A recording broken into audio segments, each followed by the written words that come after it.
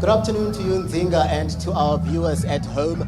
Talks are well underway this afternoon as the PSA and COSATU unions in the public sector have joined forces, united, just to thresh out all of those talks with the employer.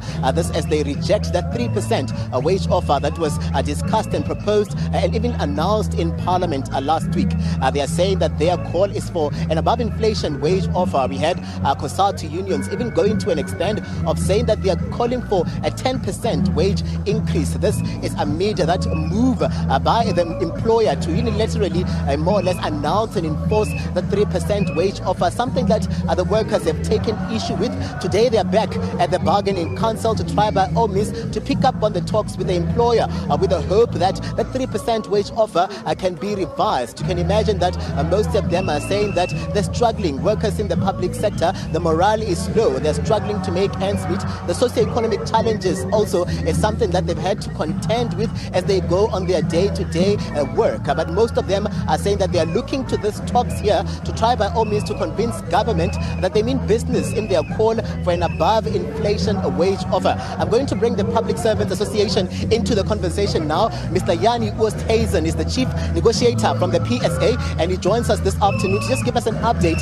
in terms of how talks are going. We are hearing as well that government has withdrawn that statement around the 3%. It looks as if now there's an opportunity to renegotiate and propose a new offer that will be satisfactory to the workers. Welcome to the SABC. Thank you. Welcome to the listeners. Yes, well, we do not think that the government has yet officially withdrawn their statement or circular.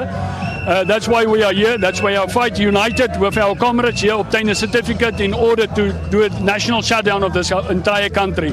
We regard this 3% as an insult. The PSO already obtained a certificate. We have gone through picketing rules and we are preparing for a full-blown strike on the 10th of November, where we will shut down this entire country to show the employer that we do not take kind of the manner in which they negotiated this time around. So we are here in unison amongst all our comrades, and we support them for their support in our action on the 10th of November.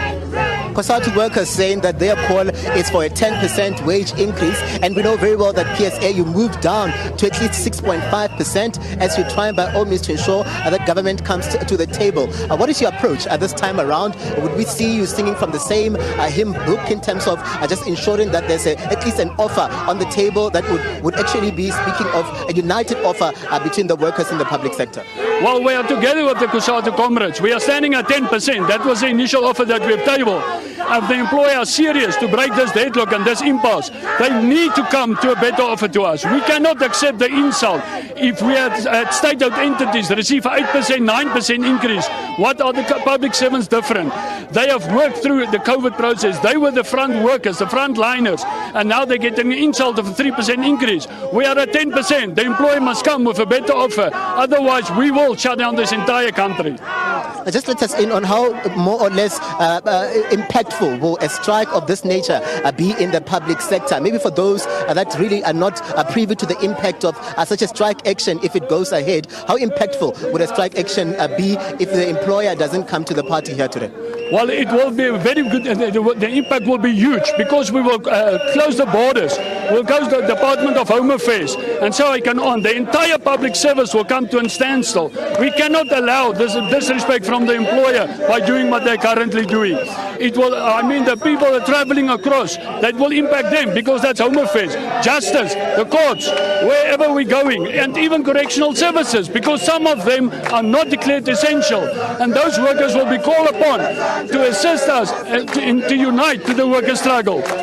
Do you have a specific day? I know that 2 days is what is set up for these negotiations here, the talks to really get underway. Really, you've had the strike, the 7 days notice already lapsed. If on Wednesday there's no offer, could we see your members downing tools as early as Wednesday? Yes, the PSA's strike certificate is effective from the 3rd of November. Then we can strike a full-blown strike for the entire country any day from the 3rd of November going forward. Thank you. Thank you very much, sir. Mr. Yanni Oosthuizen, he is a chief negotiator coming through from the Public Servants Association.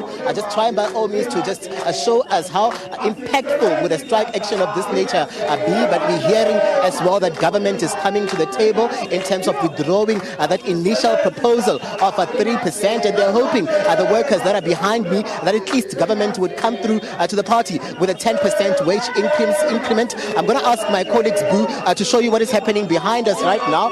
These are workers, belonging to COSATU, workers belonging to the Public Servants Association that have gathered here in Centurion just to demonstrate and support their negotiators that are behind closed doors, talking to the employer to try by all means to see that 3% wage increment of the wage offer proposed by government just revised. And they're saying that as workers, they're united. They're calling for a 10% wage increment, saying that they're not in any way going to back down, but they're hoping that government would come to the party and avert a strike action that would really be disastrous in the public sector if it gets to go ahead. And Zinga?